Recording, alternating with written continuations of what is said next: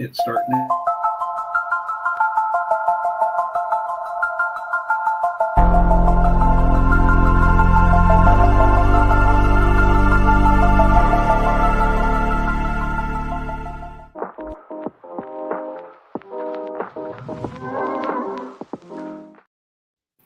Hello, everybody. Welcome to the Energy Impacts with David Blackman. My name is Stu Turley, President and CEO of the Sandstone Group for the Energy Newsbeat podcast. We have got a joint session of podcaster hosts. We've got a great tag team today, buddy. Filling in here with Robert Bryce. Robert Bryce is a Substack author, podcast guru, movie producer, and one of my heroes. How are you today, Robert? Stu, if I did any better, I'd have to be twins, I think, is the old line. So, yes, all good, my friend. And David, how are you? Are you ready to rumble today? Oh, man, I'm so happy I can hardly stand to be in the same room with myself. You and Eeyore, I love you. I love your reach and everything that you've got going on. But we've got an important topic. And Robert, we need your insight on what's going on what happened when the lights went out in Spain. And your Substack article was absolutely phenomenal. Give us what you think is going on there. Well, I think it's pretty simple. And, but before I get to my explanation, let's recall that the Spanish government, and particularly the Prime Minister, Pedro Sanchez, they are working hard to, say, oh, it's don't blame our solar, don't blame wind. I'm working on another follow-up piece, and, the gist of it is when in doubt, deny, oh, no, it's not us. And there is a massive amount of narrative, a massive amount of money that's at stake here to continue this myth that Spain or any other country can rely make their electric grid rely solely on wind and solar. It's just not true. So the timing of this is obviously completely embarrassing for the Spanish government. And they're promising a full investigation. Well, come on. They know by now what happened, but they don't want to talk about it. And the reality is that about almost exactly, 72 hours ago on Monday, the Spanish grid collapsed because they had a sudden halt in the amount of solar generation that they were counting on. And that tripped a bunch of other, because it's inverter-based capacity, tripped a bunch of other generation offline. And you had 55 million people suddenly plunged into darkness. People stranded on trains, on the subways, people walking because they couldn't get, the traffic lights weren't working. I mean, just utter chaos. So it just is clear. And I think, and David has already written about this, but yes, we can blame solar for Spain's blackout. No doubt about it, despite all the spin coming from all these, alt energy proponents and politicians. Yeah, and Reuters is fully in on the narrative, right? I mean, their headline is... Wasn't that Reuters? That wasn't that Reuters article? That was a gem. Don't blame renewables for Spain and Portugal blackouts. You get to the second line and it says, the second sentence in the article says, well, it's really due to how renewables are managed on the Spanish grid. Well, what's the difference? There's no difference. The more you pile renewables into a grid, the less stable it becomes. I mean, and harder to manage it becomes. And, and somehow the grid and somehow the panels aren't the grid. No, right, yeah. it's all of a piece. But but remember, I'm citing that piece in Reuters because that is but it's hilarious because it goes on to say, while the drop in output is, quote, unclear, a collapse in Spain's solar power system was certainly involved. Gee, you think? Man, you must work for Reuters. This is like a steel trap mine for the obvious. But then it goes on, the possible contributor, that was the phrase, to the collapse was, wait for it, the lack of so-called grid inertia as a result of the relatively small share of nuclear and fossil generation in Spain's power mix. Oh, golly. I mean, we knew that Monday afternoon, right? I know. We knew that Monday afternoon at about 5:00 Central Time. Yeah. So here we are. It's Thursday, and they're going to do an investigation. Yeah. And they knew Monday night what the problem was. Of course. Javier Blas. Oh, sorry. Javier put this out on X. We knew this as soon as it was happening. He's a Bloomberg author, cool cat. And he put out 60% was, you can't have a mix like Javier had on his X. Solar plus or minus 78% of your grid. Physics and fiscal responsibility on the grid is required. Anything less results in blackouts, and that's what we had. Well, and he has reported, and so has the Telegraph, and this to me is really interesting. And David and I'm sure we'll get to this Rystad report that came out Tuesday morning. Yeah. But on Tuesday, the Telegraph in Britain reported that, in fact, Red Electrica, which is publicly traded on the Spanish Stock Exchange, warned the National Securities Market Commission, CNMV, in Spain that here are the key lines. There's short-term risk of generation, quote, disconnections due to the high penetration of renewables. And there's more. It says the high penetration of renewable generation without the necessary technical capabilities in place to keep them operating properly in the event of a disturbance can cause power generation outages, which could be severe. Yeah. And I mean, this is 2 months ago. And then, of course, David, you and I've both written about this. It was only 10 days ago that they were bragging, oh, look, we're getting 100% of our electricity from wind and solar, and how let's pat ourselves on the back. And now they have this. I mean, but even that was misleading, right? Because they were getting 100% of their own domestic generation from solar and wind, but they're getting all this electricity coming in from France that's generated by nuclear, right? Yeah. Which is what was keeping the inertia on the system when you had all these non-spinning sources, being the only live generation on the Spanish grid. So the way they communicated that was completely misleading to the public and everyone else. Yeah. But again, it's this in service of the narrative and there's so much about this now that we see over and over, whether it's here in the US with big media outlets refusing to cover anything about land use conflicts, which is something I want to talk about in Spain as well. But, this narrative that the future has to be wind and solar, and that because they're renewable, they're automatically good. But as my friend Jesse Ausubel has memorably said, wind and solar may be renewable, but they are not green. And so what we're seeing in Spain now, and again, the other part of the narrative here that's important is that the Spanish government is now expecting some $60 billion to be spent on Spain's grid between now and 2030. And remember that it was just last year, Sanchez's government updated their, what do they call it? The National Energy and Climate Plan that says it calls for renewables to be making up 81% of the electricity on the Spanish grid by 2030. That's just in 5 years. I mean, So there is a lot at stake here that is more than just this blackout now. This is about the entire narrative of the socialist-led government. And I also just, remind you on Tuesday, not only did he say renewables aren't to blame, it was the nuclear plants didn't work very well either, he's claiming. So not only are they saying, renewables aren't to blame, they're crapping all over nuclear. And I just thought, man, this is all about spin now. Well, I mean, and every source was dropping off the grid, right? I mean, once you lose inertia, they've got automatic shutdown processes that are just automated that are going to shut these plants down, because if they stay up when the grid loses inertia, then they can be damaged. Their own hardware is going to be damaged if they don't shut down. So yes, nuclear dropped off, gas dropped off, but that wasn't the reason for the blackout. That was a byproduct of the blackout. And anyway, but it's just like, and I wrote about this morning, Robert. It's just like the wake of Uri.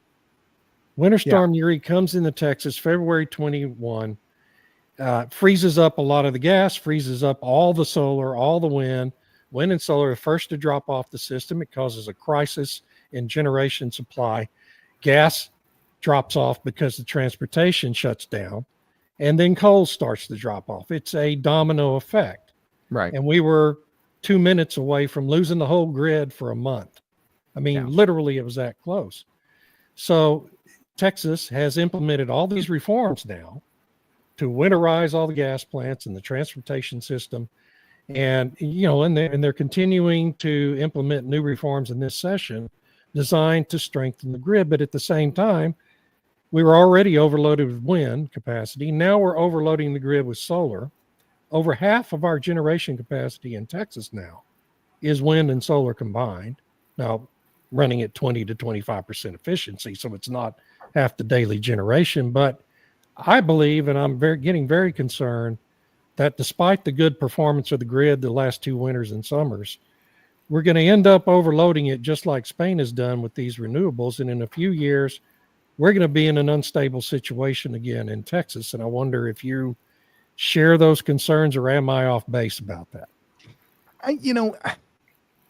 I don't know, David. I think that their concern is obviously warranted, in particular because the amount of new capacity or new demand that ERCOT is projecting. I mean, some of the numbers they're talking about are just, Crazy. Almost comical, like what, 50, 60 gigawatts of new demand. I've forgotten the exact numbers. Like 2035. Yeah. Yeah, something like that. I mean, they're just very, very large numbers. In data centers, they're building 5 gigawatts of data center capacity in Abilene. I'd step back and say not just in Texas, but I think, and Winter Storm Uri showed this, but I think more broadly, the concern that I have for the United States as a whole, the grid as a whole in the continental U.S., is an over-reliance on natural gas. Now, I'm pro-natural gas, but in 24, we set a new record. Last year, we set a new record. 43.3% of all the generation in the U.S. came from natural gas-fired power plants. Well, that's great on a day like today, May 1st, and it's sunny and warm, and, we're only using a little bit of gas. But during times of crisis, as we saw in Winter Storm Uri and during Winter Storm Elliott, when the gas grid in New York City almost failed, and that would have been a catastrophic failure. Oh, God, it would have been horrible. Tens of thousands of people would have died. You would have seen real estate damage, building damages in New York that would have been calculated at tens of billions of dollars. We're becoming too dependent on gas as a fuel for both electricity and heating.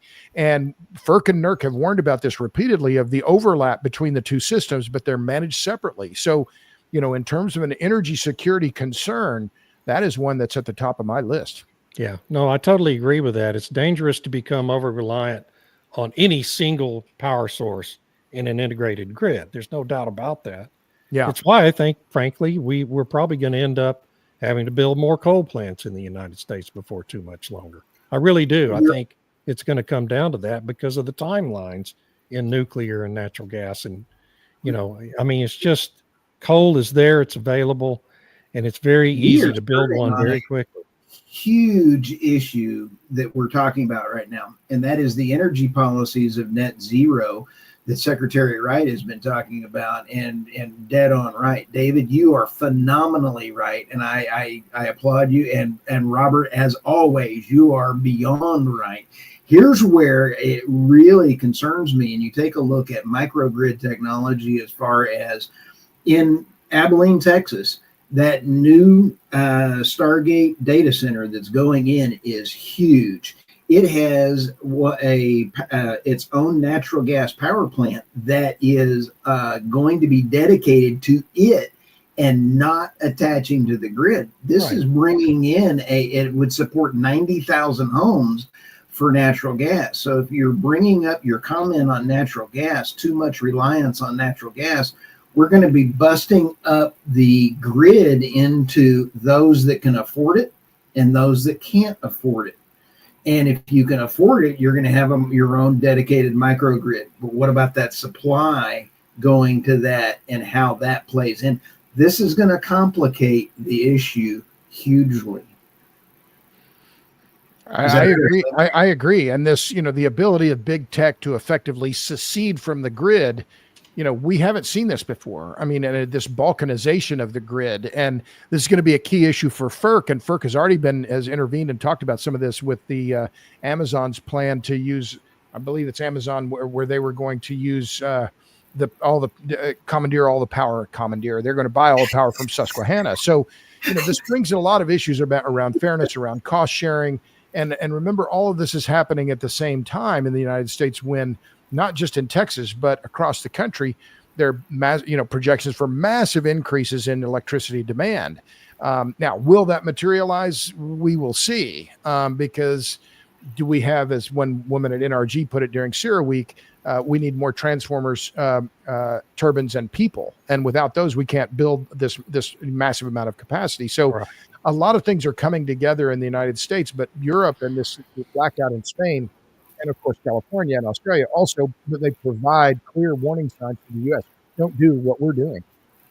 Yeah, GE Vernova though is we've had this problem with backlog in turbines, but GE Vernova is actually ramping up their capability to produce more quickly. One power company, I forget which one, just was able to secure a dozen of them here to be delivered by the end of 2025. So that's a really good sign in that regard.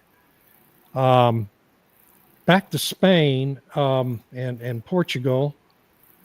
I forgot what I was going to ask. I was going to ask something about. So here's one thing I've noticed about the coverage today is, the Reuters piece was comical, but I also noticed that the New York Times and the Wall Street Journal are playing the story very straight. They're obviously not on board with the narrative that we can't blame renewables, or they would already be, going down that road. I mean, the Wall Street Journal was among the very worst in the propaganda post-Uri, and we're not seeing it from them this time, and neither are we seeing it at the New York Times, at least not yet. So that's very telling to me, and it's I find it really interesting that the entire media is not out in force with this narrative like they were, after Uri. I mean, I know you all remember, after Uri, we were like voices in the wilderness trying to counteract that propaganda. It was unbelievable, the volume of it. Yeah. No, I agree. But, you also see on Twitter and some of these other places, other outlets, it's too early. I mean, I had one guy after I published my piece on Monday, I landed in Washington. I had an event there and a speaking engagement, and I landed about noon, and I got to the hotel and I saw what was happening. I thought I need to write a piece. And I wrote a piece in about 3 hours and posted it and followed you, David. You'd beat me to it. But, it was so important to be topical and to be on it right away. And I got an email, this kind of nasty gram from some guy I've kind of known. Oh, well, you should wait until the corpse is cold before you make any decisions. And all these other ones who are, claiming, you're too quick to make a decision or too quick to make a judgment. Well, what is the news business for? We're just supposed to wait. We're just going to wait. And we're going to depend on the Spanish government to tell us what they think it is. No, damn it. No, hell no. They're obviously trying to obscure what it is. They're trying to obscure because there's so much money at stake. And this is why, the government doesn't want to admit what went wrong, even though it's obvious that they must have very clear understanding of at least an inkling. Well, yeah. And David, you and I saw the Rystad Energy report that came out on Tuesday morning. And I read it when I was in DC, and I was thinking, now there's a really good analysis. And I'll just read you the key part here. That they talk about the system starting to collapse around 12:30 noon on Monday. And within minutes, the intense fluctuations led to a complete collapse of the Spanish mainland's electricity transmission grid. High solar generation also contributed to initial grid fluctuation, as solar accounted for around 29% of Spain's total generation at the time of the event, making the system more sensitive to voltage instability. Last line, France's nuclear fleet, however, provided steady baseload generation throughout the event, giving it the ability to respond swiftly once interconnectors were re-engaged. So, I mean, those few lines, I think, are the best analysis I've seen yet. Yeah. And Rystad doesn't have any reason to spin this. They've got no reason to be. They're very pro-renewable. Yeah, I mean, they're very pro-renewable and energy transition, They're not some company that's fossil fuel mouthpiece. They're very much very balanced with their stuff. So I was really glad to see that analysis. The one LinkedIn user, I don't know who this is, it doesn't identify them, has tried to provide a link to an FT story. There is an FT story out there that's also very balanced. And that's probably what that's to. I'm not sure. But yeah, the FT has a nice story out with a lot of detail, really similar to Robertson Rystad's analysis. Yeah. One of the things that I've seen about all the reporting going on is also the possibility of a cyber attack. And I don't think this is necessarily a cyber attack, but it brings up the question of the availability of SCADA and equipment and the direction for the EU that they're going in right now. The Biden administration put back into the United States grid 490 major grid interconnect components that the Trump administration took out, and they are allegedly available to be remotely controlled by China, the manufacturer. And as the EU starts going more green and putting more reliance in the trade bloc with China based off of the new tariffs and stuff, the grid components that the EU and interconnects, energy security starts at home. Robert, what would you tell them, and say, hey, wait a minute, energy security starts at home. Are the grid interconnects a part of the problem in Europe? Well, it's an interesting question. I'm not going to present myself as an expert on the European grid or all the interconnections there. I think what the near-term issues, if we can look at, I think of Spain and what's going on there, as well as Australia, as well as California, and Britain, Germany. These are obvious examples of what not to follow. But as we need more power in the United States, and we're increasing our dependence on the electric grid for a whole lot of things, whether it's heat pumps or EVs, I think are going to be not a big player necessarily in terms of that new demand.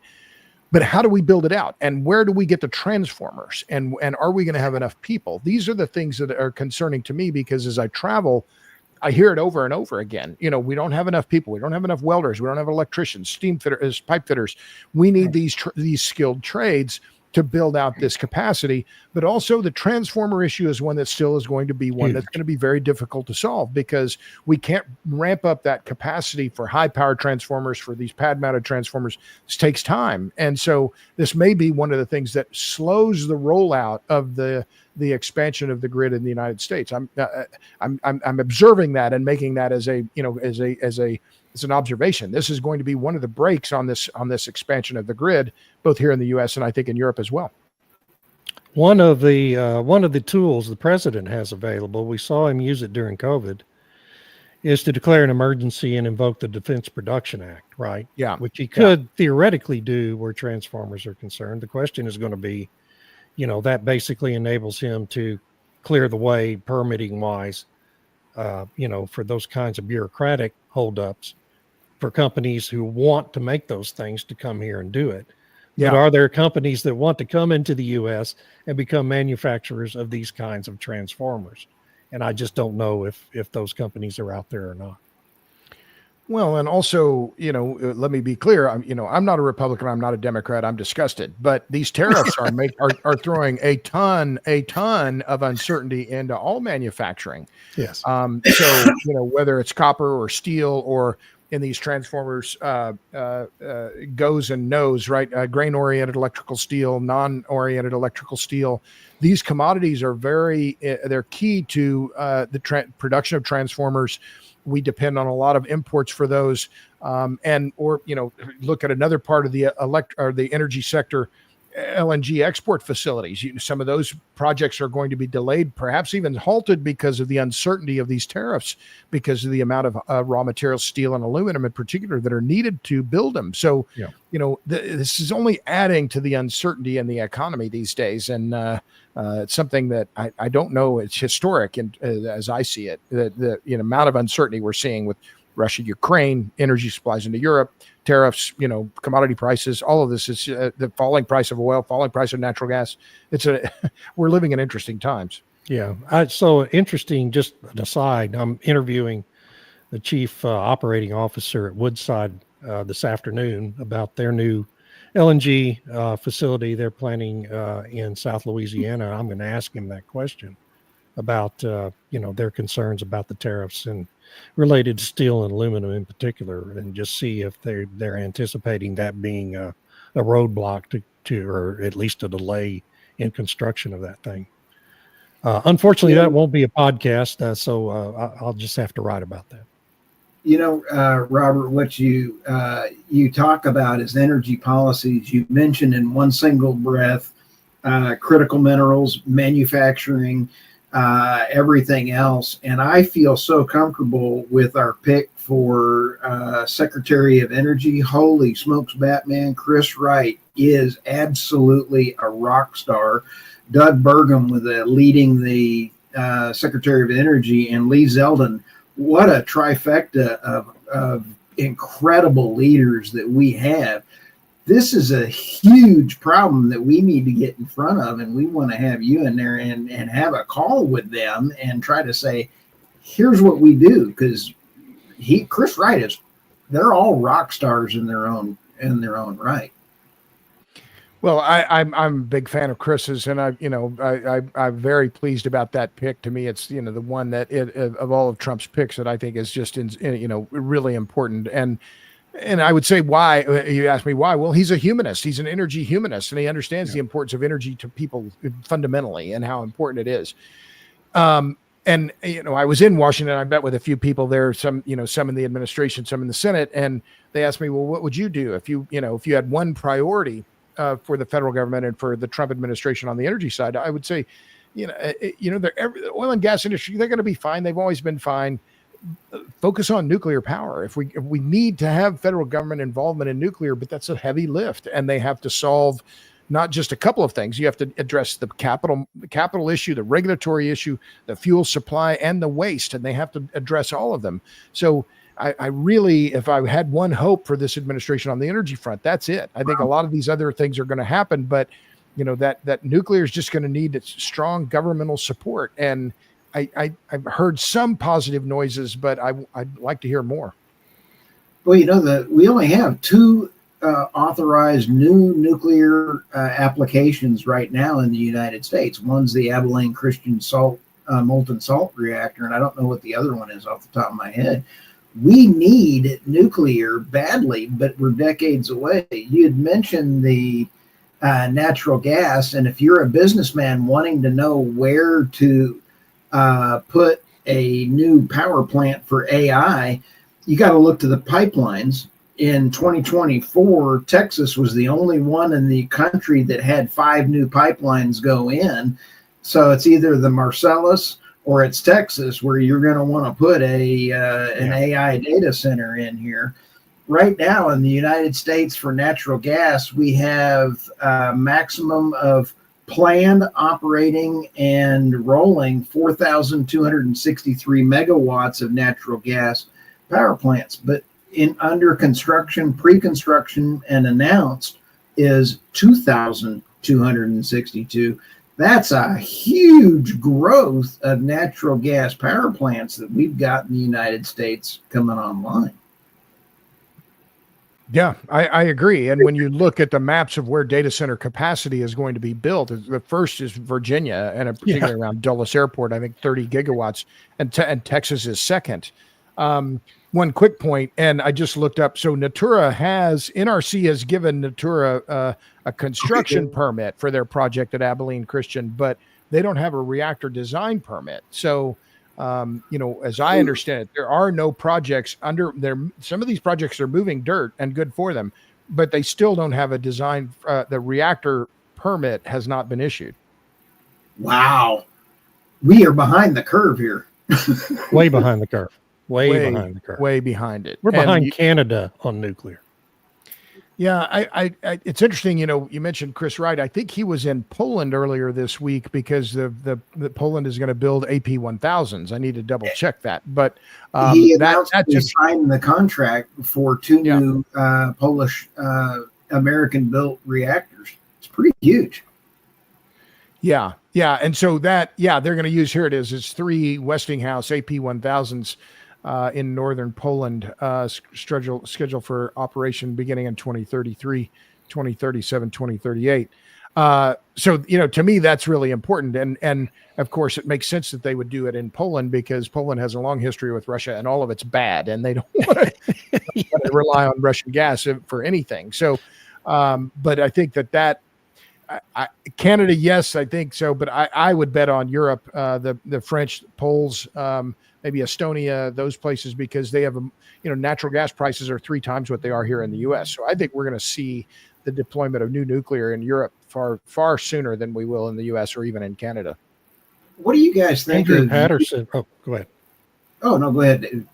Well, Andrew Patterson just has a good comment here. The central problem in Europe is The EC, pushed by Germany behind the scenes, has forced EU members with carrots and sticks over the last decade to install more wind and solar, driven by an ideological policy of more renewables so that Germany could accommodate Green Party factions within 8 or 10 of their state-level government coalitions. Yeah, I don't doubt that at all. I'm sure that's exactly right. And but the Green Party got their butt kicked in the latest elections, and so I think with AFD, the rise of the AFD and more practical politics in Germany, that could change. Now, I have very little sympathy for the Germans. They've driven their economy into the ditch, but even still, it appears that energy realism is peeking peeking through the curtain here, and that we could see more rational energy policy out of Germany. Britain, I think, is hopeless. Energy realism. Is that anything like climate hypocrisy? Well, I suppose so. Energy realism is energy humanism. That's one of my lines. We need energy realism because energy realism is energy humanism. We have to be very real and very clear and sober about our energy and power policies because they affect people. And so much of motivates me is the regressive effect that all of these policies have on the poor and the middle class. Right. All of these carbon policies screw the poor and the middle class, every one of them. And that's why you see Gavin Newsom, we haven't talked much about California, how quickly Gavin Newsom is pedaling his bicycle away from all these insane climate policies. Oh, we should maybe keep those refineries open. Oh, do you think, Mr. Governor? Yeah, whatever why would you ever think that? I just interviewed Mike Umbro and Ronald Stein day before yesterday, and they're now producing it. What a great combo on those two guys. Governor Newsom should be run out of town and just dropped off. He should be put in the Tijuana sewage pit and just let him sour in that. That's gross. That's exactly how I feel. He is. That's what you really think, dude. Ronald Stein has made a great point. California is now a national security risk based off of Gavin Newsom's energy policies. And Mike Umbro said that we will see at a baseline based off of these last two refineries closing, that we will see $8 gasoline at the minimum. Yeah. I mean, this is a minimum. And so this is a national security risk. They're importing oil from sanctioned countries. They import 75% of their oil from foreign countries. This is a disaster. I don't know which is worse, the Germans or the Brits or the Californians or maybe even the Australians. They're all in a race to prove what bad energy policy they can implement. I just did a quick search. There are 31 million registered motor vehicles in California, and maybe 30 million of them run on gasoline, diesel fuel, et cetera. Right. So again, these practical politics are eventually going to, intrude. But there's these ideological hurdles, and I think I would say here in the U.S., the Democratic Party is going to have to give. I think ahead about 28. Why Gavin Newsom is doing all this? He wants to run for president. Yes, but the Democratic Party, and I say this not as a partisan statement, they have their head so far up their arse when it comes to energy policy. I don't think they're electable because any Republican running against them will say, "Well, look what they're doing." They want to raise your energy prices. And the other thing about California, people need to understand, when those gas prices go up to $8, that means diesel's $8 or $9, and 70% of the imported goods, including food and clothes and everything you buy at any store, come into the ports of Long Beach and Los Angeles, and all those big trucks and trains that run on diesel have to pay those fuel prices in California to take that stuff off the ships into the interior of the country. So it raises prices for everybody in the whole country when California goes this way. And it's why it's part of why it's a national security problem, because it's an energy security problem. And they're the largest use of jet fuel that Ronald Stein was pointing out. And it's just unbelievable the amount of, they're the fifth world. California is the fifth largest economy in the world if compared by its own. And when you sit back and take a look at it, if you're going to fix inflation, you've got to fix California. And I don't know that we can do that without getting the election integrity fixed in California. Yeah, I'd rather talk about something that's optimistic. I think California is going to be is just.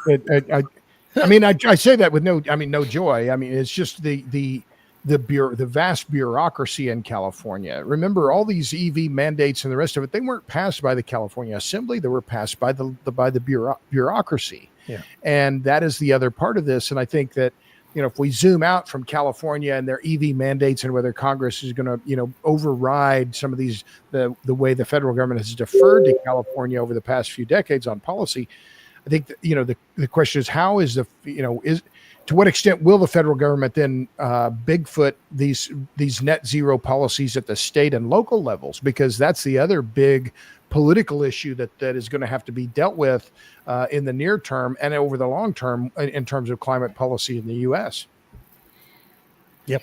I'm sorry, guys. I'm just rifling through some of these. And David, as you see some of these comments in here, please bring them up. These are fantastic comments from folks.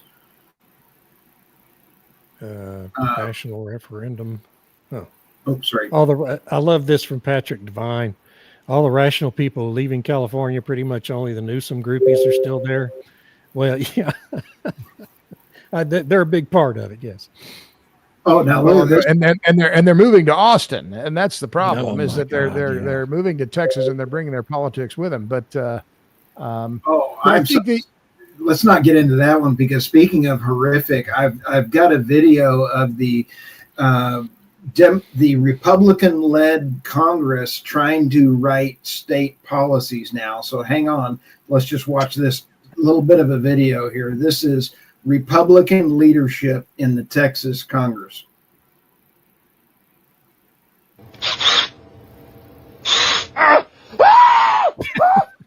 That is our government in Texas. Okay, so this is exactly what has happened, Robert. I mean, when you sit back and think, people have moved into Austin, and this is what happens. You get this car from the air, you want to grab yourself a hammer? Oof. Okay, this California is moving to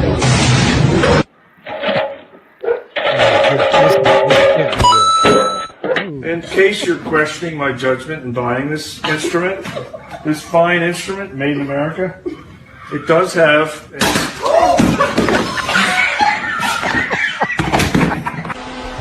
Now watch this, watch this. Make sure it's on low.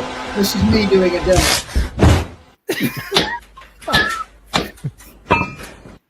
Okay, so if you're moving to the great state of Texas, please leave your voting policy at the door. Do not bring it with you. That's pretty funny. It's almost too painful to watch. Honestly, it's just like, I've done too many of those things myself. Net zero is a wealth transfer, and solar energy policies based off of net zero. Well, yeah. Yes. Yeah. And so I'm just looking back to California here for just a minute. So I just pulled up this is the California Department of Tax and Fee Administration, which I didn't know there was such a thing. But anyway, that's where you get the fuel statistics and the motor fuel. This is the motor fuel net taxable gasoline gallons, including aviation gasoline. So it's been effectively flat since 2021 at about 13.4 billion gallons a year. So, the reality is, people love to hate oil and gas. They love to hate oil and gas companies, but the economy runs on refined oil products. It's just, you cannot deny that. And without a guy I knew who was in the railroad business a long time ago, he said, without transportation, there's no commerce. Well, right. Without oil, there's no transportation. So if there's no oil, there's no commerce. And so, it just this, this is the reality that we're facing. And it brings me back to, if I don't indulge me just a second, takes me back to Spain where they're crowing about all this renewable electricity and the rest of it. Well, what about oil? Their consumption of oil continues apace. What are you going to do about that? So there's just this myopia around and fixation on solar and wind as these, endpoints for decarbonization when they're really only a small part of the overall story. Very much so. Yeah. Yeah. And of course, in the United States, a much bigger part of the story has been natural gas displacing coal. But now we're on, as you mentioned, we're on the verge of becoming too over-reliant on natural gas. And that's why we really do have this need in the United States to speed up the development of these modular nuclear reactors and nuclear in general. If you want to get to zero carbon energy, you're going to have to do nuclear. You're just going to have to. And I'm sorry, but that's the way it's going to be. The solutions we're trying to subsidize into being right now are not viable. They're not. They don't comport with the laws of physics, okay, on a power grid. You can't displace baseload capacity with wind and solar. Just can't. You can do it to some extent, but you're just not going to get to zero. And, even with nuclear, you're probably not going to ever get to zero, but you can cut emissions pretty dramatically. Yeah.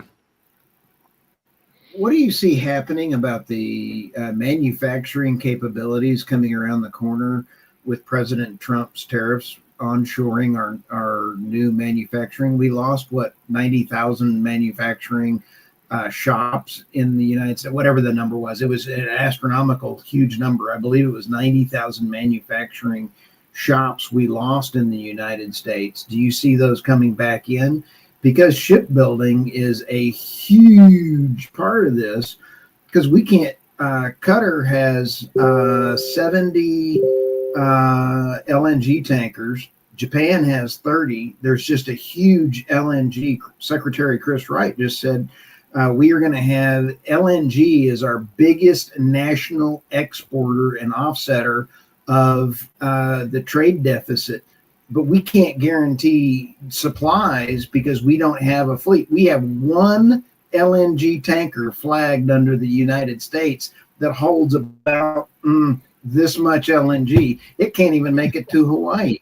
And so where do you see us going and getting all these manufacturing jobs back in? Because transportation may be commerce, but we got to have manufacturing, which is reliant on natural gas, coal, and low-cost energy.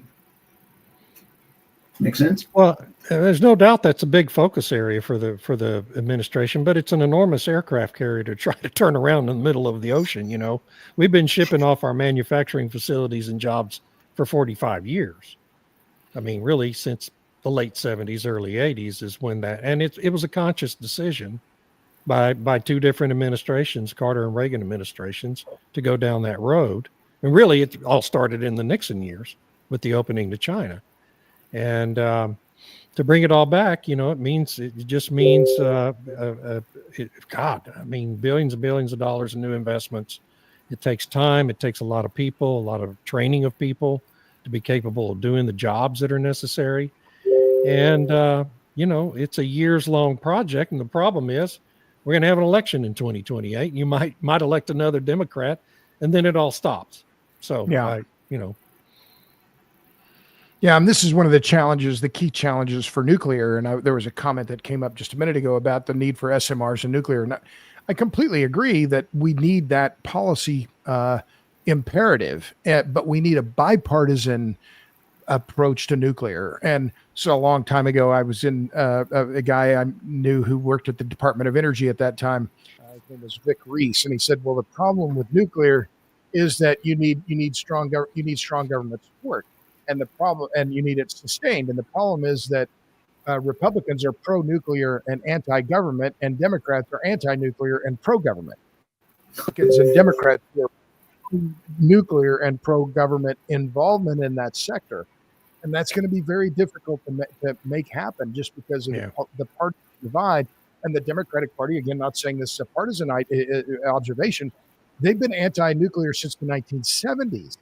And so, they've had one positive mention in their party platform about nuclear since the 1972, and that was in 2020. Not a single mention in the latest one in 2024.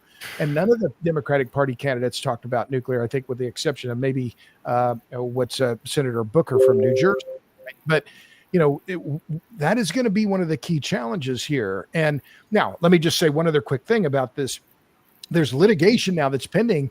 Texas is one of the lead plaintiffs against the Nuclear Regulatory Commission, claiming that the NRC doesn't have regulatory jurisdiction over nuclear power and nuclear power development.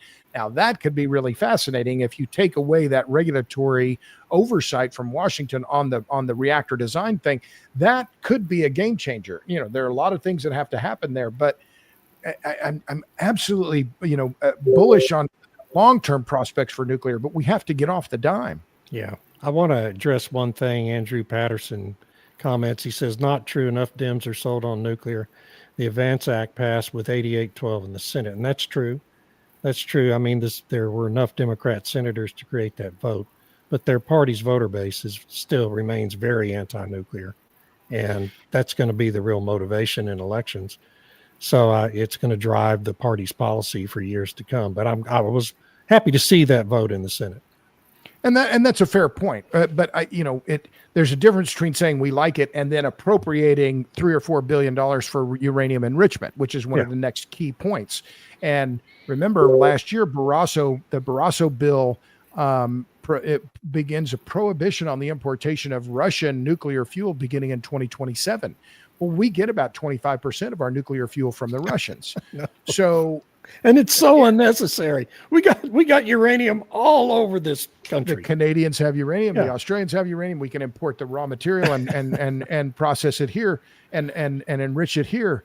But again, this takes bipartisan, decadal support, pro-nuclear decadal support, and that we have to accept the need for nuclear policy as a national champion. We're going to have to pick designs and companies that we like that have the right design and say, this is the one we're going to develop and deploy, because this is one area of energy policy. You can't just say, well, we'll let the market decide. Well, no, you can't just tell Bechtel or whoever, oh, go ahead, we trust you. No, it's going to take robust government involvement on the enrichment side, particularly on the waste handling side. This brings up energy as a service. And when Secretary Chris Wright was asked by President Trump while negotiations for the Ukraine-Russian war are going on, he says, Secretary Wright, would you mind managing a Russian nuclear power plant in Ukraine? And Secretary Wright goes, sure. I'll be glad to. It was hats off to him. I can't read Russian. I can barely do a Putin imitation. Hey, I can't even do that. But we're willing to go ahead and sit back and take a look. I think energy as an export service and exporting these Westinghouses is critical. If we exported clean coal technology, and we looked at how many coal plants are around the world, but let's put scrubbers on them. Let's put our clean coal technology. Let's put exporting of nuclear reactors out. We've got how many nuclear naval ships running successfully for all these years? Our U.S. military could put shipbuilding and I'm just hairballing this out here, but if you put nuclear reactors in ships owned by the U.S. government and U.S. military and modernized it with our merchant Marines and put Marines on those ships and sell those ships with a contract, that's a business model. Well, and Rosatom is already doing that. They deployed a nuclear barge in Pivek in Siberia. It's already there and working. They have six nuclear reactor icebreakers that are in beautiful shape and have been running for 15 years. So, but energy as a service is a really cool business model that I think the Trump administration, as long as you protect those nuclear reactors with the U.S. merchant Marines and buckle it down, and ownership is in that, because that's what it's going to take to lower emissions around the world. Because we can't guarantee the supplies for the biggest trump card that's out there for managing our exports is LNG. Anybody could sanction the tanker fleet against us, oh, oops, we've got a gigantic playbook problem here, guys. And that's what I'm trying to at least bring the discussion point forward for this administration. They're already working on the shipbuilding fleet. They're already way 3 steps ahead of us. But I'm not hearing this as an open discussion out in the public. Does that make sense? Yeah. Yeah. Is nuclear technology advanced enough that states could take over regulation of them? I'm not sure I would want the TCEQ permitting nuclear plants in Texas. That's just Would you want Hawaii managing it? Yeah, Hawaii. No, I don't. Yeah, think so. and that's where this litigation really does open potentially a big can of worms in terms of that oversight and regulatory authority. Who's going to do it? Let me just follow up on one of the points that Stuart made regarding the power ships, and I think this is a very powerful, robust idea. And I've seen power ships at work myself. I was in Beirut when we were working on our first documentary, Juice, How Electricity Explains the World. And these were power ships that were owned by the Turks, and they were deployed off the coast of Lebanon and were providing 200 to 400 megawatts, I think, but they were running on dirty fuel oil. So they were highly polluting. But you replace the power plant of, big reciprocating engines running on dirty fuel, and you replace them with nuclear reactors. That's a really important concept, and one that could be deployed. Remember, the world's population is heavily concentrated on the coast. So the Rosatom has already done it. They proved the concept with this the project in Siberia. I forgot the name of the ship, but it's in Pivek is the city. Getting nuclear power ships and deploying them. I mean, and there are companies that are pursuing them. Thorcon, a friend of mine is working with Thorcon. It's part of Thorcon, and that's one of their ideas. And they're working with the Indonesian government. Robert Hargraves. It's a very sound idea. It has a potential commercial market that's enormous. And the U.S., you're right, I think could help lead that. But we got to get off the dime. And I think what we're seeing now is more support in general for nuclear power around the world and in the West and the U.S. As you said, Stu, we could lead or we can follow. And I think we have the ability to lead, but there's a lot of competition in this market. 51 companies now, according to my count, are now trying to market SMR. So somebody's got to, prevail and get building the damn things. Yeah, we got to get a model approved and get going. Yeah. At scale. At scale, yeah. At scale. I interviewed Jay Yu, the founder of Nano Nuclear Technology, and he's a cool cat. I like the way that they're going with their models, and they're up against the gun trying to get to the point of, like you say, getting them done. I also interviewed the CEO or the founder of Copenhagen Atomics on his thorium reactors, on his modular reactors. Very great. His goal was by the end of this year to be able to start mass producing them in semi-sized reactors for exporting in controlled environments. That is where we need to get to. Yep. No doubt about it. I completely agree, but I'm just, I'm a reporter my whole career. I've never had a real job. I've seen press releases and I see I drown in press releases on every day nuclear technology. Oh, we got the new idea. Okay. I love your press release. Build the damn things and get with it. But is it the chicken? Is it the egg? Where are you going to get the fuel? Do you need HALEU? Do you need low enriched uranium? From where are you going to source it? Who's going to be the off taker? And we've seen the data center, boom result in a similar boom on different publicly traded SMRs, right? Like Oklo and NewScale. Their stock prices have, shot up because of that promise. But I wonder, how much is sizzle and how much is really stake here? We have to build and deploy. And also just this week, I think it was China announced they've added another 10 reactors to their queue of new nuclear reactors. So the Chinese are very serious. They're building more nuclear capacity than any other country in the world. More than half of all the nuclear capacity on the planet is being built in China. Well, do we really want to cede that technological lead to the Chinese, particularly now? I don't think we do. Yeah. I think that's right. But, it goes to the continuity of government, right? China can do 20-year plans. because the voters don't have a say in it. America can't necessarily do that because, again, we may have a complete changeover in administrations again in just 4 years. And so it just makes it really hard for us to keep up in this particular part of societal development. That goddamn democracy. That democracy is just a real problem, Blackman. It's a real problem. It's just getting in the way. It's a terrible system. Can't survive a midterm. You sit back and think about the midterm, and then they robbed the strategic oil reserve, and now it's going to be decimated. I saw a report that there's a lot of them that have been possibly damaged. That it's going to take years to undo the damage from the Biden administration. We've got about 2 minutes. Robert, how do people find you?